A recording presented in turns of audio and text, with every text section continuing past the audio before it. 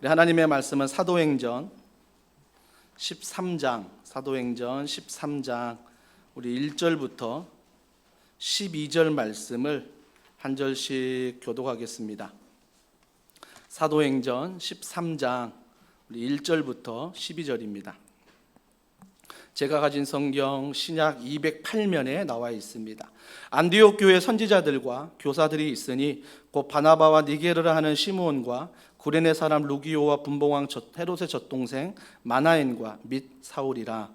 주를 섬겨 금식할 때에 성령이 이르시되 내가 불러 시키는 일을 위하여 바나바와 사울을 따로 세우라 하시니 이에 금식하며 기도하고 두 사람에게 안수하여 보내니라.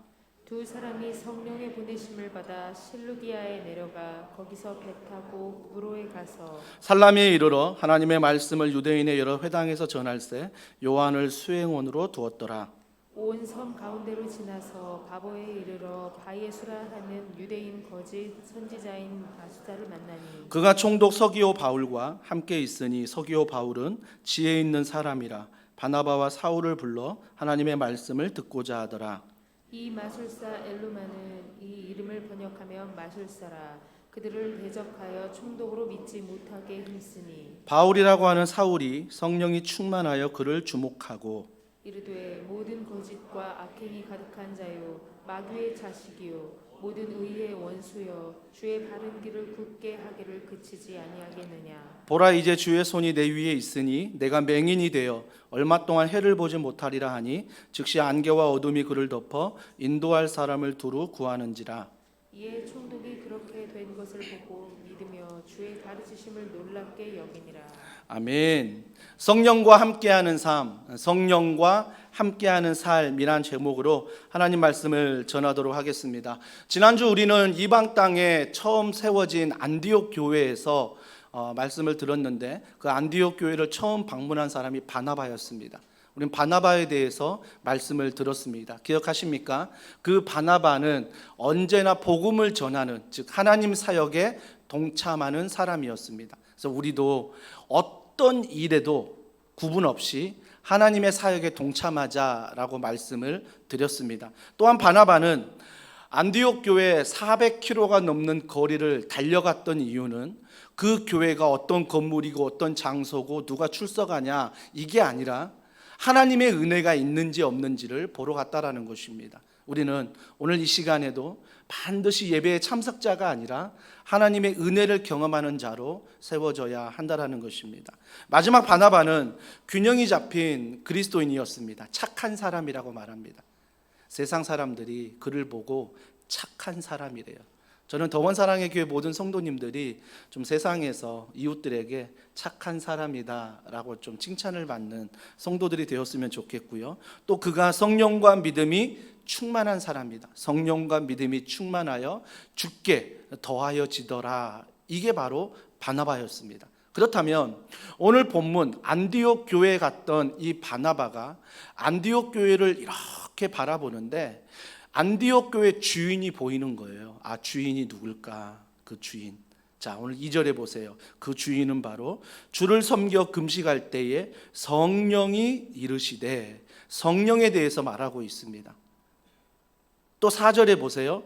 두 사람이 성령의 보내심을 받아라고 말합니다. 여러분, 안디옥 교회를 소개함에 있어서 반복되는 게 무엇입니까? 성령입니다. 성령 하나님을 반복하는데, 즉 안디옥 교회 주인은 누구라는 겁니까? 성령 하나님이시다.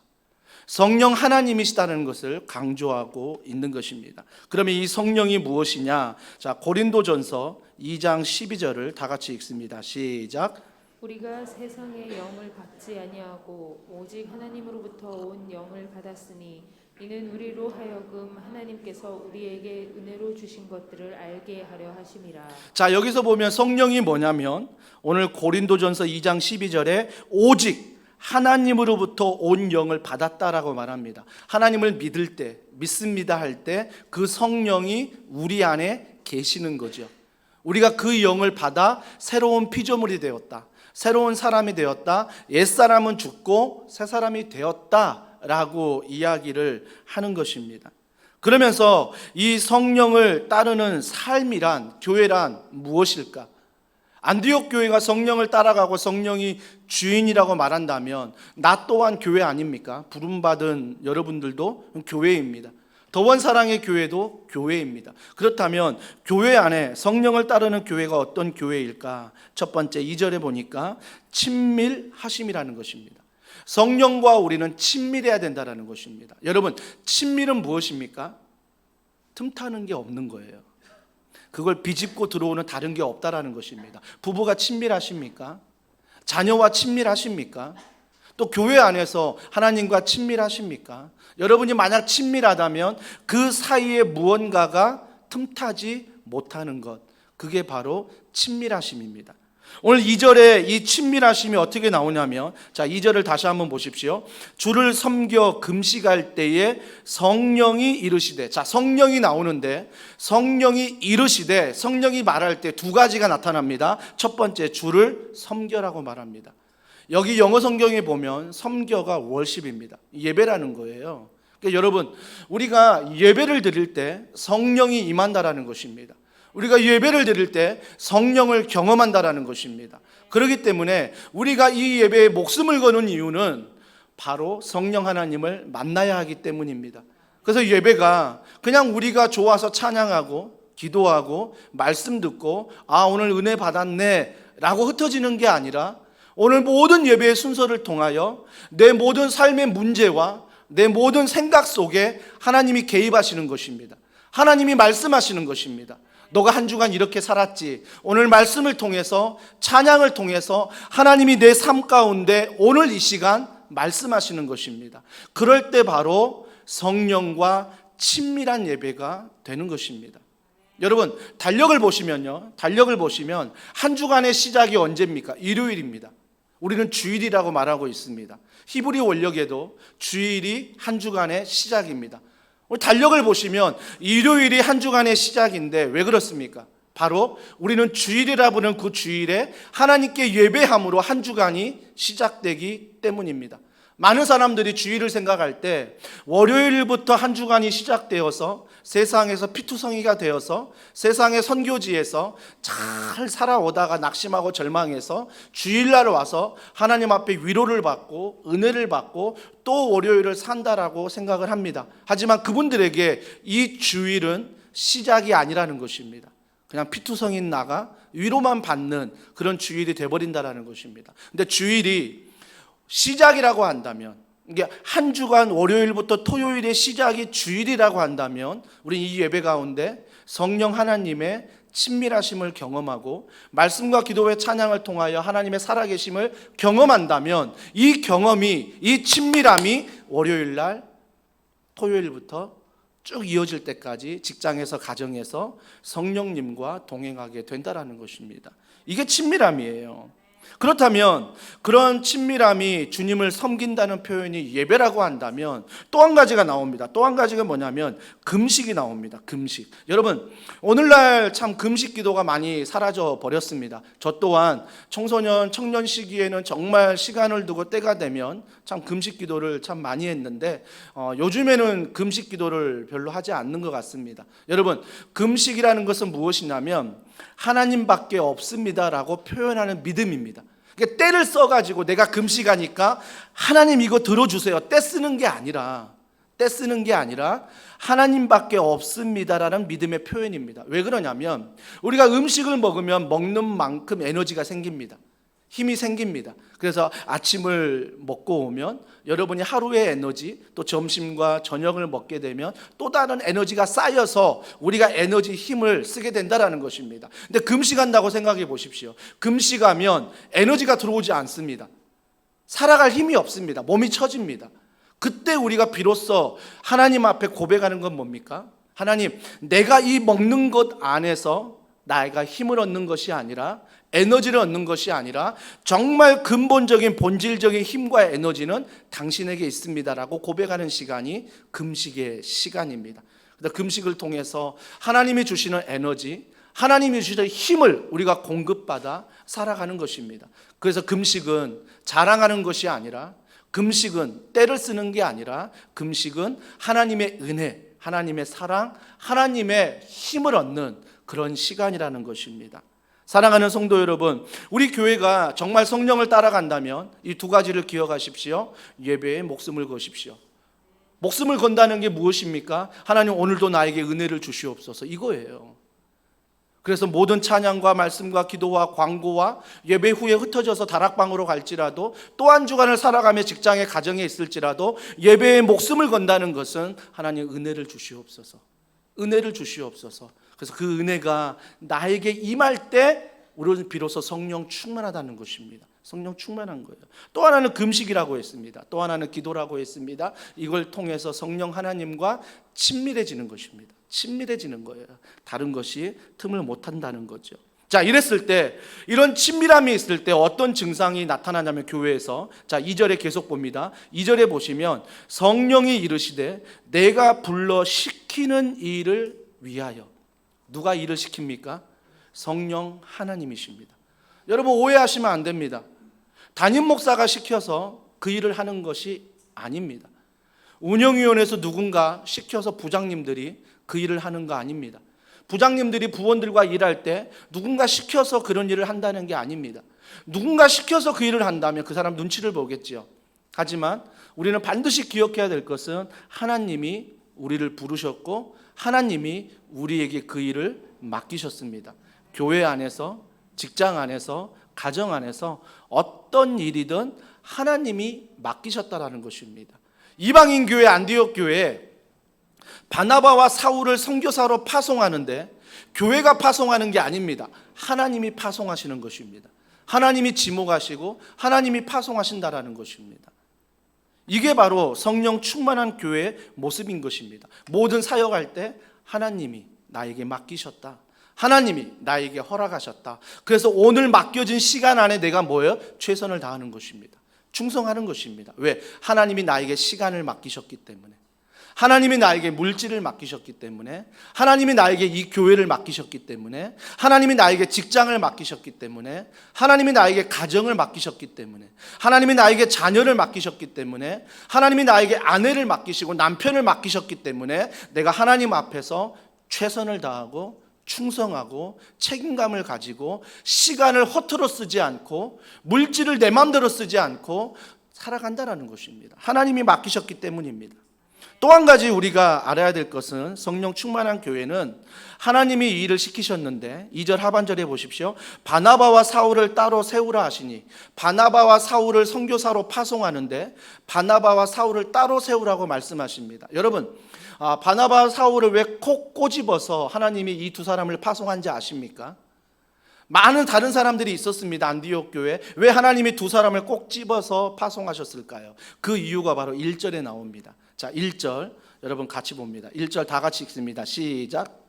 안디옥 교회에 선지자들과 교사들이 있으니 곧 바나바와 니게르라 하는 시몬과 구레네 사람 루기오와 분봉왕 헤롯의 젖동생 마나엔과 및 사울이라. 여러분, 헬라식 표현을 좀 아셔야 되는데요, 헬라식으로 이름을 나열할 때 맨 처음에 나오는 사람은 그만큼 그 교회에 영향력이 있는 사람입니다. 그러면 이방인 최초의 교회 안디옥 교회에 가장 영향력 있는 사람이 누굽니까? 바나바예요. 우리가 지난주 바나바에 대해서 들었잖아요. 우리가 말씀만 들어도 엄청난 사람이었습니다. 그러니까 이 이방인 교회 안디옥 교회에 가장 영향력 있는 사람이 바나바였습니다. 근데 사울은 어디에 나옵니까? 맨 뒤에 나옵니다. 사울 이름 앞에 하나의 수식어가 나오는데 및 사울입니다. 및 사울이에요. 그러면 사울은 없어도 되는 존재입니다. 있어도 되는 존재지만 사울은 굳이 이 안에 없어도 되는 존재라는 것입니다. 한마디로 사울은 뭐예요? 과로 처리가 돼 있는 것입니다. 다른 사람들은 이 안디옥 교회 귀하다고 말하는데 사울은 및 사울이라, 있어도 되고 없어도 되는 사람이 사울입니다. 왜 그렇습니까? 사도들이 사울을 인정하지 않았습니다. 왜 그러냐면 사울이 예수 믿는 사람들을 핍박했기 때문입니다. 사울이 예수 믿는 사람을 죽였기 때문입니다. 그래서 사도들은 의심하고 있는 거죠. 이 사람이 언제 변심할지 몰라, 사울이 언제 우리 죽일지 몰라. 그렇기 때문에 그들 안에서는 및 사울입니다. 과로 처리를 해놓은 거예요. 근데 하나님이 안디옥 교회의 가장 중요한 바나바를 뽑으십니다. 하나님이 안디옥 교회에 없어도 되는 인물 사울을 뽑으십니다. 이 두 사람을 뽑아서 하나님이 선교사로 파송하고 있다라는 것입니다. 뭘 느끼십니까? 하나님의 말씀은 이렇습니다. 그 교회에 중요한 사람이 없어도 하나님이 이 교회에 책임지신다라는 것입니다. 그 교회 하찮은 사람일지라도 하나님이 그 사람을 통해서 하나님의 일을 하신다라는 것입니다.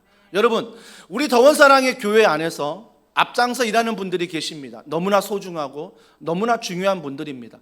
호주로 이번에 가시는 두 분도 정말 인간적으로 제가 처음 이야기를 들었을 때 많이 섭섭했습니다. 우리 교회에서 순장으로, 또 우리 교회에서 오랫동안 부장으로 지금도 사역하는 분들인데 인간적으로는 조금 더 함께 하면 안 될까라는 생각을 했기 때문입니다. 하지만 하나님의 생각은 무엇입니까? 하나님의 생각은 그 교회 기둥과 같은 바나바가 없어도, 하나님의 생각은 그 하찮은 사울일지라도 하나님의 사명 앞에 뭐예요? 하나님이 사용하시고 하나님이 이끄신다라는 것입니다. 기억하십시오. 더원사랑의 교회는 하나님이 주인이십니다. 하나님이 그 일을 하실 것이고 하나님이 그 일을 이루실 것입니다. 그러면 나는 무엇인가?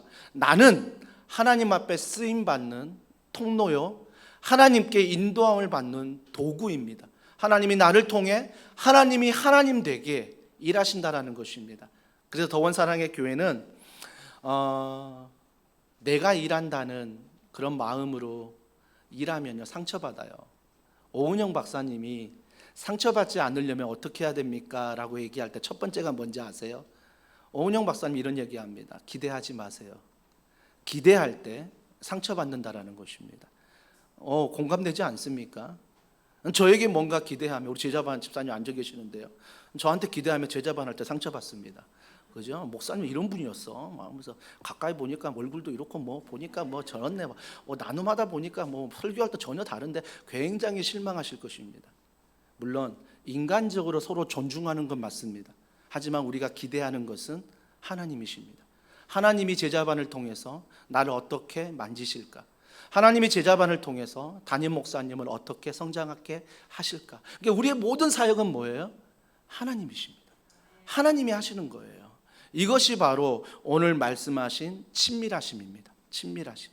하나님과 여러분이 예배를 통해서, 금식을 통해, 기도를 통해 이런 하나님이 함께 하신다는 믿음을 통해 함께하면 다른 것들이 틈타지 못한다는 것입니다. 가끔 영화를 보다 보면 한 댐에서 균열이 생기기 시작하면서 그 균열이 뭐예요? 엄청난 파장을 일으킬 때가 많습니다. 사람의 목숨까지 한 마을을 수장시켜 버립니다. 작은 틈이었습니다. 근데 우리가 괜찮다고 생각하는 그 작은 틈들이 반드시 하나님과 성령님과 멀어지게 만든다라는 것입니다. 그 틈이 연휴입니다.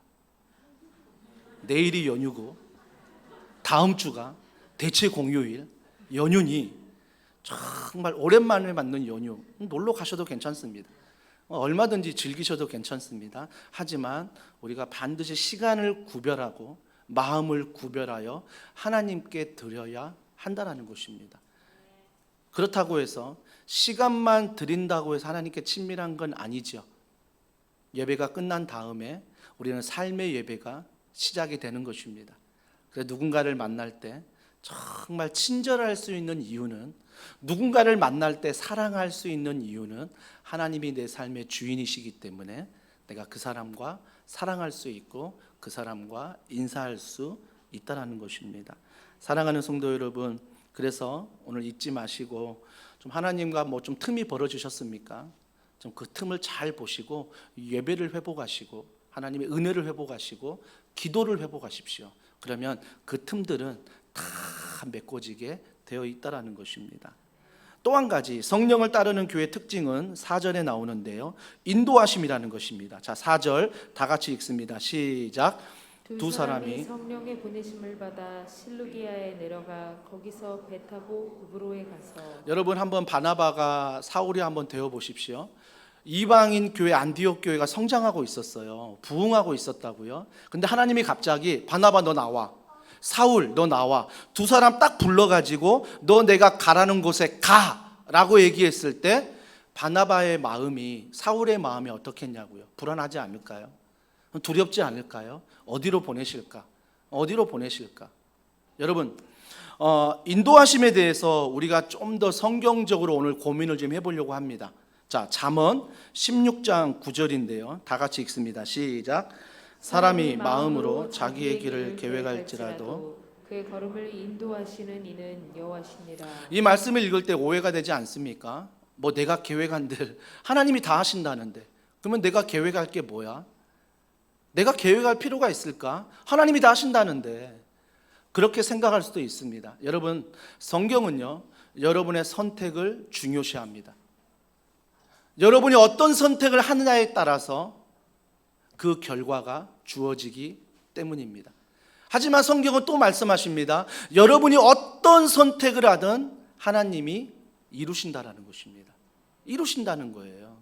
그러니까 여러분의 선택을 통해서 결과가 나오지만 그 모든 결과 또한 하나님이 함께 하신다라는 것입니다. 여러분, 인도하심에 대해서 잠깐 고민해 보면요, 우리가 인도하심에 대해서 이렇게 오해할 때가 많습니다. 하나님, 제가 올해 이런 목표가 있습니다. 교회에서, 가정에서, 직장에서, 학교에서 이런 목표가 있으니 하나님 이 목표 안에 도와주십시오. 하나님 은혜를 베풀어 주십시오. 기도합니다. 근데 기도대로 응답이 된 거예요.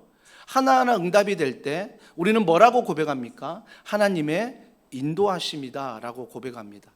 여러분, 과연 그게 하나님의 인도하심일까를 고민해 보셔야 됩니다. 여러분의 계획이, 여러분의 생각이 하나님 앞에 기도했을 때 그대로 이루어지는 게 과연 하나님의 인도하심일까? 고민해 보셔야 됩니다. 더원 사랑의 교회가 2015년에 서촌동이란 지역에 교회를 세웠습니다. 교회를 개척함에 있어서 참 많은 기도를 했고요. 하나님 어느 장소를 찾아가야 합니까? 라는 기도를 참 많이 하면서 거의 뭐 경기도권 이쪽은요 다 많이 돌았던 것 같아요. 한 3, 4개월 동안 땅 밟기 기도하면서 하나님 어디에 교회를 세울까요? 라고 많이 돌아다녔습니다. 하지만 하나님은요 서촌동에 교회를 세워라 라고 말씀하지 않았습니다. 저의 계획은 동탄이었지만 하나님은 제 계획에 전혀 다른 방향으로 응답하셔서 인도하셨습니다. 여러분, 하나님은 서촌동에 교회를 세우라 말씀하지 않았지만 하나님께서 이 교회 가운데 세울 때에 하나님 앞에 기도하게 만드셨고 하나님을 의지하게 만드셨고 하나님만 보게 만드셨습니다. 이게 바로 인도하심입니다. 여러분, 내 계획이 서촌동이라 하나님이 허락하셔서 인도하심이 아니라 나는 여전히 하나님의 음성을 듣지 못하지만 하나님을 의지하고 있다는 것, 하나님을 바라보고 있다는 것, 말씀 앞에 걸어가고 있다는 것, 이것이 바로 인도하심이라는 것입니다. 우리는 많은 경우 내가 계획해서 나의 계획대로 응답되는 걸 인도하심이라 말하지만 하나님의 인도하심은 어떤 결과가 주어지든 너가 하나님 말씀 앞에 돌아오는 것, 어떤 결과가 내게 주어지든 하나님을 의지하는 것, 이것이 바로 인도하심이다 라고 말하는 것입니다. 때때로 제가 기도 제목을 받고 기도할 때가 참 많이 있습니다.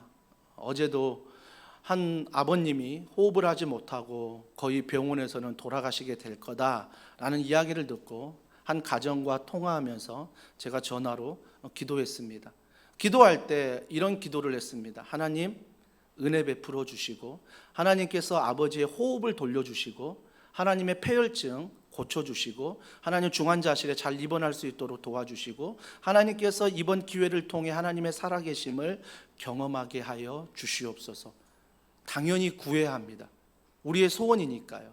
하지만 그게 응답됐다라고 해서 하나님의 인도하심이 아니라 어떤 결과든 하나님 앞에 우리가 행동하는 것, 하나님을 의지하고 하나님을 바라보는 것, 이것이 바로 인도하심이라는 것입니다.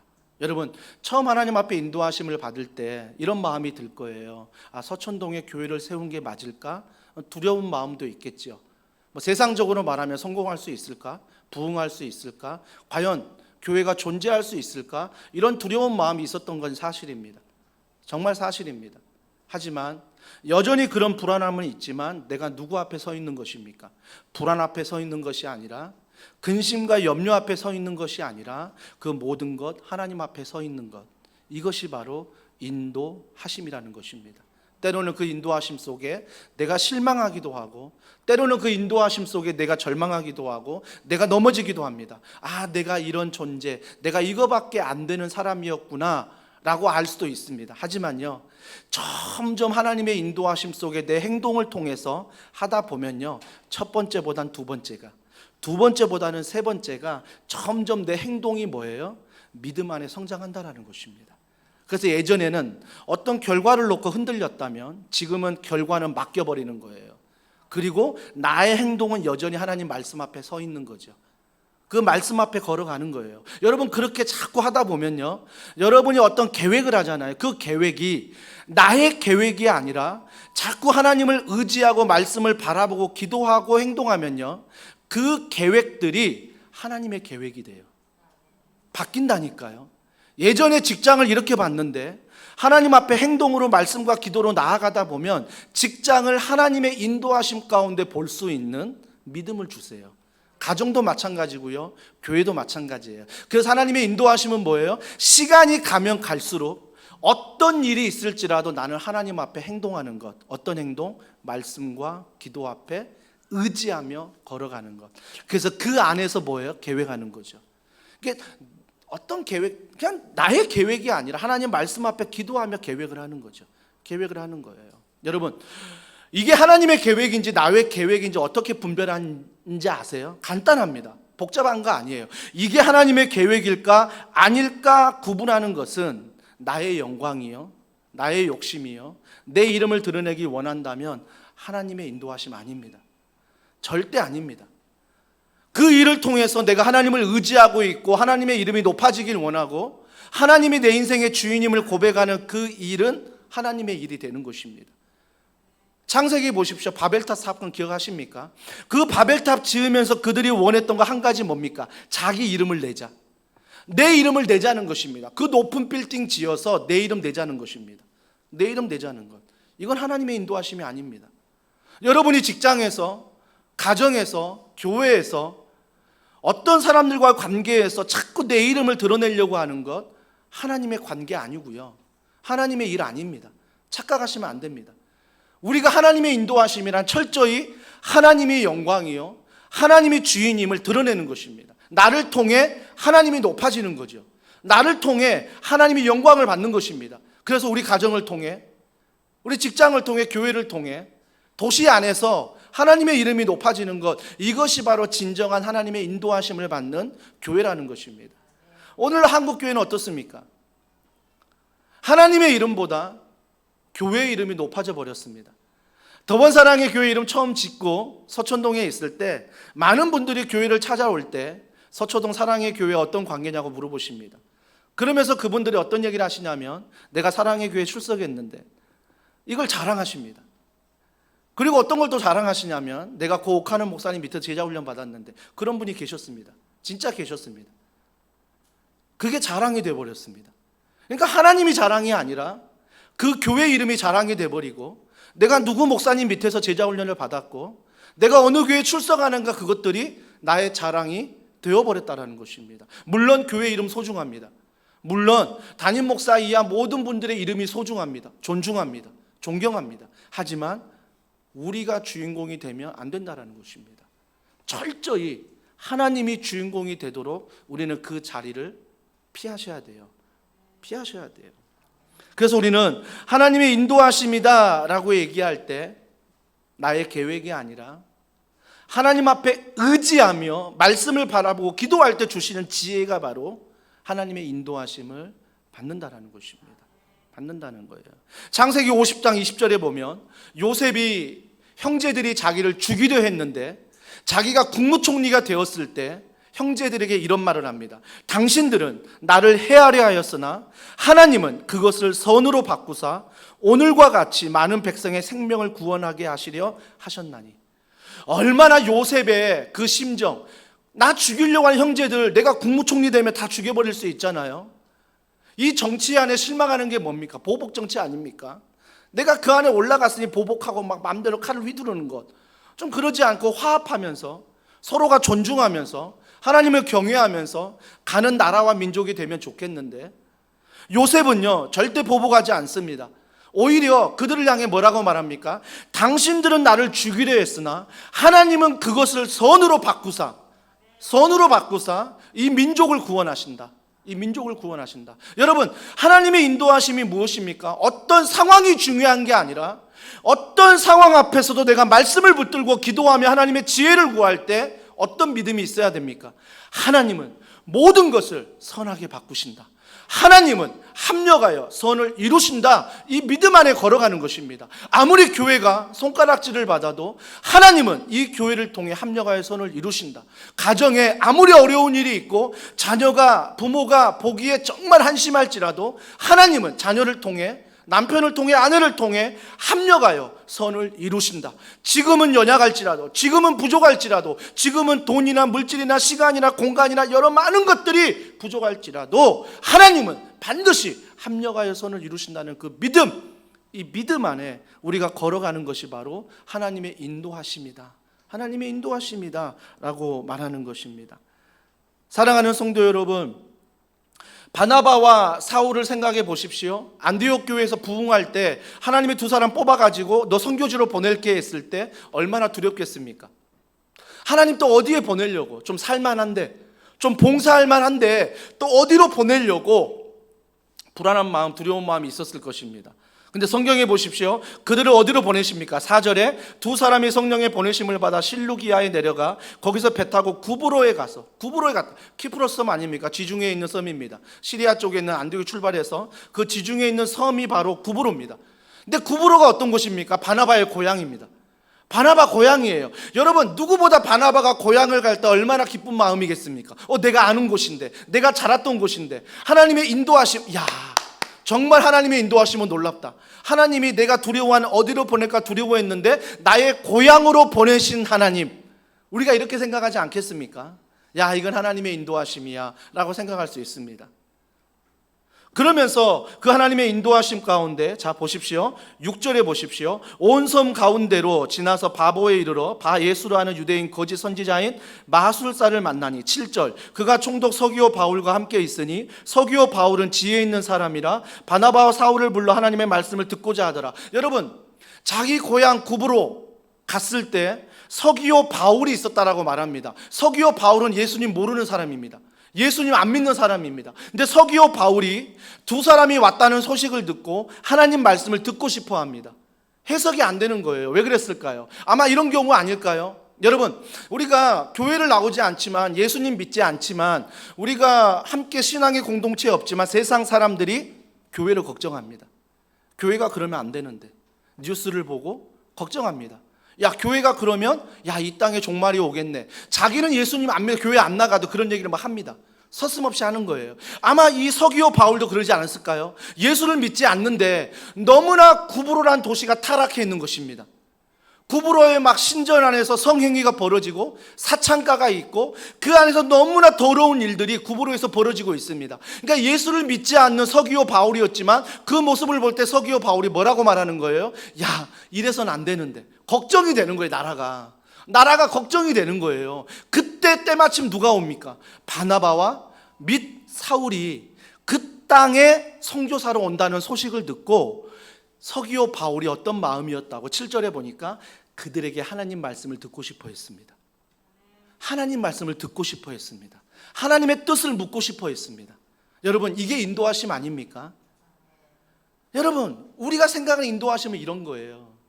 하지만 성경이 말하는 인도하심은 우리가 구브로에 가는 게 중요한 게 아니라 우리가 그 땅이 타락하고 그 땅에 범죄가 많은 게 중요한 게 아니라 내가 어디를 가든 나의 행동이 하나님의 말씀 앞에, 하나님의 기도 앞에 서 있느냐, 이게 바로 인도하심이라는 것입니다. 여러분이 만약에 전자로만 인도하심을 따지면요, 전자로 내가 계획한 것, 내가 익숙한 곳, 예수님 모르는데 복음 들려달라고 하는 것, 하나님의 인도하심, 자꾸 여기에 취해가지고 이게 인도하심이라고 착각하고 걸어가면요, 뭐가 문제인지 아세요? 시험 만나면 다 쓰러져요. 인생의 어려운 문제 만나잖아요. 신앙 다 버려요. 왜? 그건 인도하심이 아니라고 생각하기 때문에. 하나님의 인도하심은 내가 계획한 것, 나에게 좋은 것을 주시는 분이지 절대 고난이나 핍박이나 환난이나 공고나 칼이나 위협 주시는 분이 아니야라고 생각하기 때문에 내 신앙이 어때요? 시험 앞에 다 무너집니다. 코로나19 때 한국교회 민낯을 봤잖아요. 코로나19 때 담임 목사의 민낯을 봤잖아요. 코로나19 때 우리 신앙의 민낯을 봤잖아요. 그죠? 여러분, 그 민낯을 잊어버리면 안 됩니다. 절대 잊어버리면 안 됩니다. 우리의 실력이 이 정도구나. 우리의 신앙이 이 정도구나. 나는 진짜 신앙이 좋은 모태신앙인 줄 알았는데, 나는 진짜 신앙이 좋은 몇 대째 그런 신앙인 줄 알았는데, 나는 절대 예수님 가룟유다처럼 팔지 않을 사람인 줄 알았는데, 코로나19 오니까 나의 신앙의 민낯이 가정에서, 직장에서 다 드러나더라는 것입니다. 그렇다고 나쁜 건 절대 아닙니다. 그 민낯을 인정하면서 하나님의 인도하심으로 알고 말씀 앞에 서야 된다는 것입니다. 여러분, 그런 걸 두려워하지 마세요. 그래서 오늘 충만하심, 마지막 세 번째 이 충만하심이 뭐냐면 9절과 12절에 나오는데요. 자, 보세요. 하나님의 인도하심이라고 여겼던 그 바나바와 사울이 누구를 만나냐면, 자, 8절에 보세요. 8절 다 같이 읽습니다. 시작. 이 마술사 엘루마는 이 이름을 번역하면 마술사라. 그들을 대적하여 총독으로 믿지 못하게 힘쓰니. 뭘 만납니까? 바나바가 내 고향이라 하나님의 인도하심인지 알았습니다. 그 땅에 있는 총독 서기오 바울이 예수님 모르는데 예수님 말씀 들려주라 하니까 인도하심인 줄 알았어요. 근데 뭐가 있다고요? 방해가 있습니다. 장애물이 있다라는 거예요. 여러분, 이 방해물과 장애물이 있을 때 내가 하나님의 인도하심이 무엇인지의 정체가 드러납니다. 정체가 드러나는 거예요. 정체가. 자, 그 반대하는 이 마술사 엘루마는요, 자, 9절에 보니까 바울이라고 하는 사울이 성령이 충만하여 그를 주목했다라고 말합니다. 너 방해하고 있어? 너 방해하고 그를 주목했다는 거죠. 자, 10절에 이르되 모든 거짓과 악행이 가득한 자요 마귀의 자식이요 모든 의의 원수요 주의 바른 길을 굽게 하기를 그치지 아니하겠느냐. 뭐 하고 있어요? 하나님의 인도하심이라고 알고 가고 있는데 거기에서 장애물을 만날 때, 거기에서 반대하는 사람을 만날 때 거기에 두려워하는 것이 아니라 선포하고 있어요. 선포하고 있다고요. 어떻게 선포합니까? 10절 다시 보십시오. 모든 거짓과 악행이 가득한 자요 마귀의 자식이요 모든 의의 원수요 주의 바른 길을 굽게 하기를 그치지 아니하겠느냐.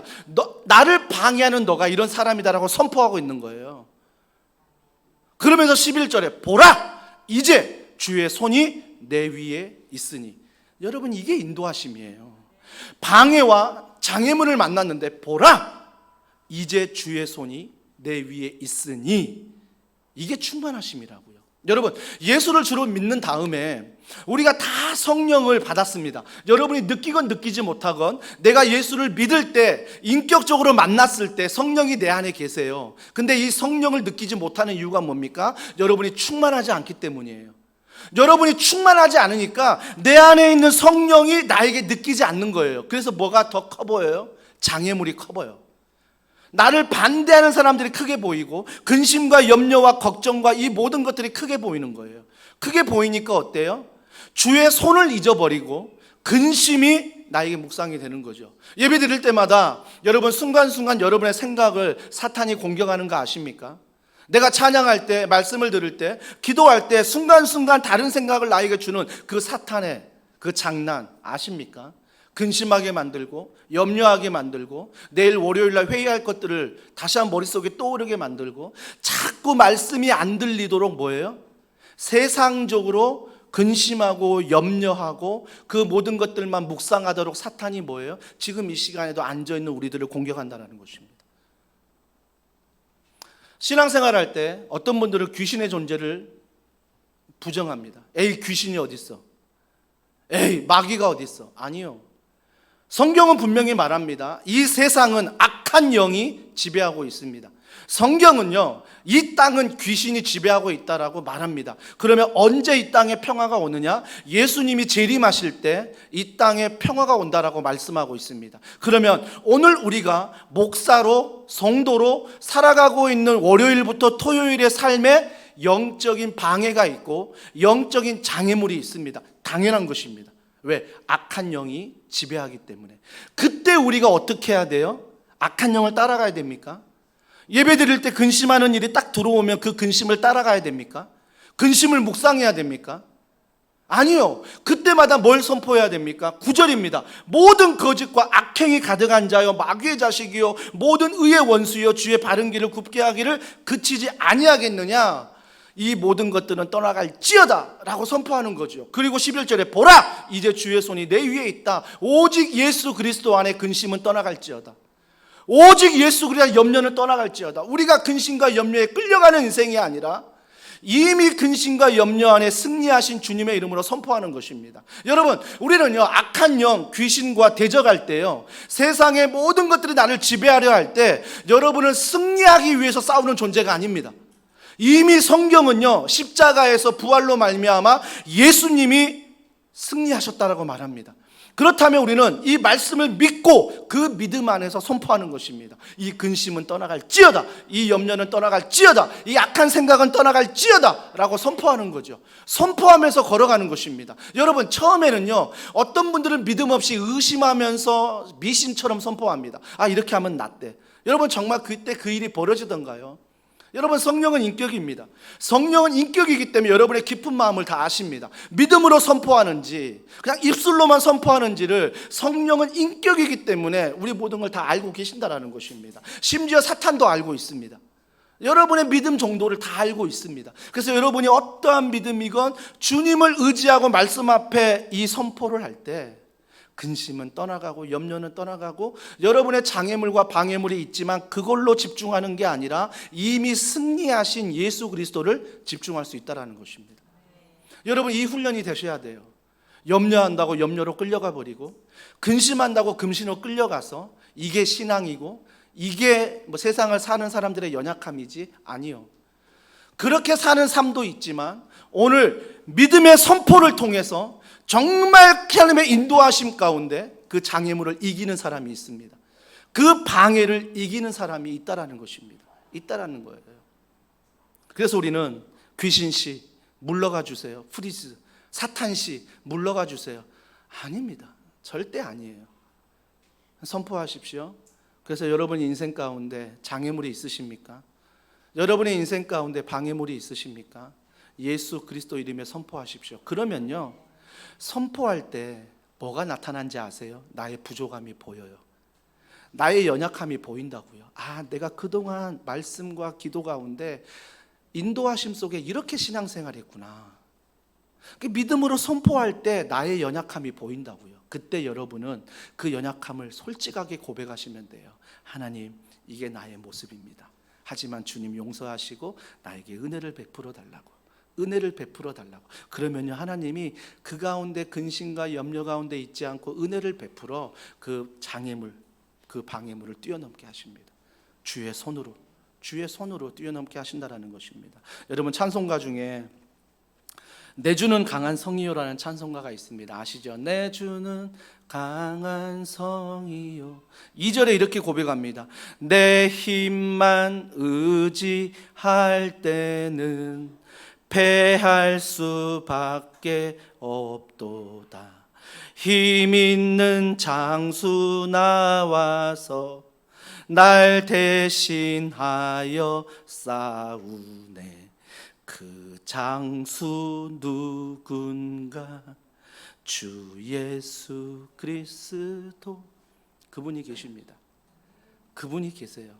여러분, 방해물 앞에, 장애물 앞에, 근심하는 염려 앞에 오늘 이 말씀 10절과 11절 기억하시고 선포하십시오. 그럴 때 어떤 일이 벌어집니까? 12절입니다. 이에 총독이 그렇게 된 것을 보고 믿으며 주의 가르침을 놀랍게 여기니라.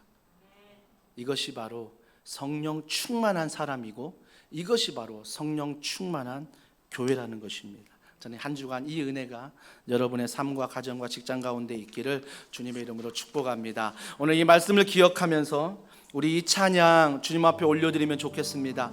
마음이 지쳐서 기도할 수 없고 눈물이 빗물처럼 흘러내릴 때 주님은 우리 연약함을 아시고 사랑으로 인도하시네. 무엇 때문에 지치셨습니까? 무엇 때문에 낙심하고 계십니까? 무엇 때문에 절망하고 계시고 무엇 때문에 염려하고 계십니까? 주님 앞에, 성령 하나님 앞에 가지고 나가십시오. 우리 이 시간 그 믿음으로 이 찬양 고백합니다.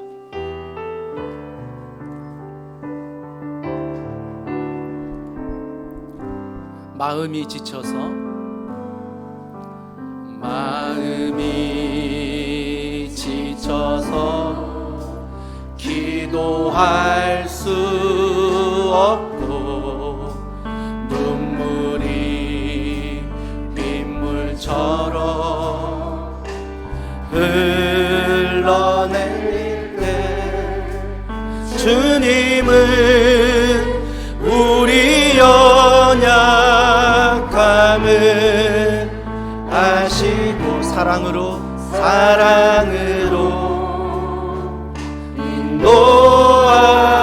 한 번 더 고백합시다. 마음이 지쳐서,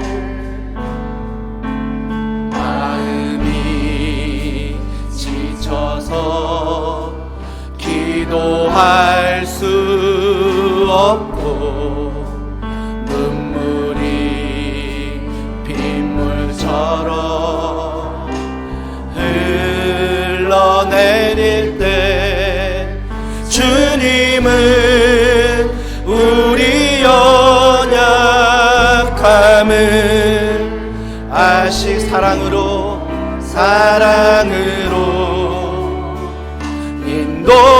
인도하시 누군가 널 위하여 누군가 널 위하여 누군가 기도하네 누군가 기도하네 하나님은 아세요. 내가 홀로 외로워서 마음이 무너질 때 누군가 널 위해 누군가가 누구십니까? 성령님 널 위하여 성령님 널 위하여 성령님 기도하네 성령님 기도하네 괜찮아요. 내가 홀로 외로워서 마음이 성령님 널 위해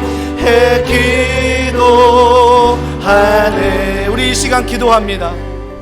여러분 꼭 주보 3면 간증 읽어보세요. 주보 3면 처음 다락방 나가는데 첫날은 몸이 아파 못 나갔대요. 근데 둘째 날은 정말 가려고 자기가 선택하고 자기가 계획하고 나갔대요. 나갔는데 그곳에서 코로나19 정말 공동체 안에서 내 교회 같지 않았대요. 남의 교회 같았대요. 근데 그 다락방을 통해서 나갔더니 내 교회처럼 한 명 한 명의 순원들이 정말 나를 사랑해주고 나를 위해 기도해주고 나를 위해 걱정해주고 함께 마시고 함께 먹는 그 다락방을 통해서 하나님의 인도하심을 경험했대요. 하나님의 사랑을 경험했대요. 여러분, 우리는 신앙은 선택입니다. 우리의 신앙의 선택은 결정입니다. 이번 한 주간 하나님 앞에 말씀으로 기도로 결정하며 성령을 의지하며 걸어가기로 결단하십시오. 선포하십시오. 그 안에 놀라운 하나님의 인도하심을 경험하게 될 것입니다. 이 은혜가 우리에게 임하도록, 이 사랑이 우리에게 임하도록 주여 우리를 불쌍히 여겨 주시옵소서. 주여 우리에게 은혜를 베풀어 주시옵소서. 우리 간절한 마음으로 기도하시겠습니다. 하나님 아버지, 하나님을 찬양하며 하나님을 바라보며 하나님을 사모하며 하나님을 의지하며 하나님만 바라보며 걸어갑니다. 주님, 우리가 성령 충만하게